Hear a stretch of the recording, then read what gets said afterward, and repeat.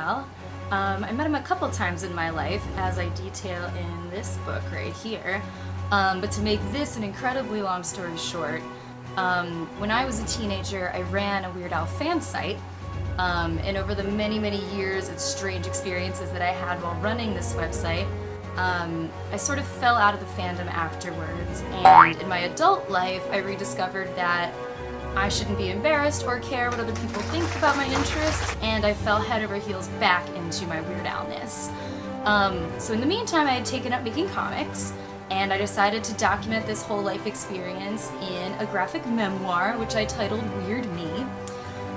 So fast forward a few years, I've been putting this out as individual mini comics or booklets, and after the fourth one, the final one, had come out, I got a web store order from Suzanne, and it took a second for me to realize that this is the Suzanne, the Weird Al Suzanne.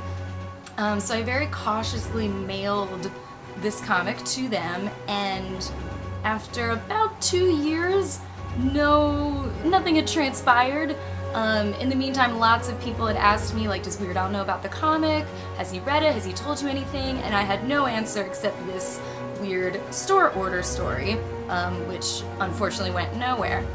That is until this past March, when I finally splurged during the self-indulgent tour that he just did on getting some VIP tickets. And I was determined to just walk up to him, say, hey, I'm the one who made this comic, and then I had literally no material after that.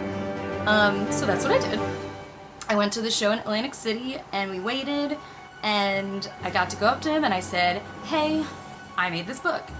And he just looks at me, and he goes, Kelly, and he jumped up, gave me a big hug, and told me that he really loved reading it, that it has a place of honor on his bookshelf, and I, again, had literally nothing else cool to say after that.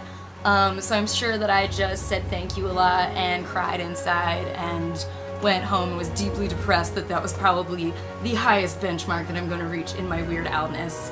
But I got to give him a new copy of the book. I forgot to sign it, so Al, if you want me to ever sign it, just invite me over. I'll come. It's fine.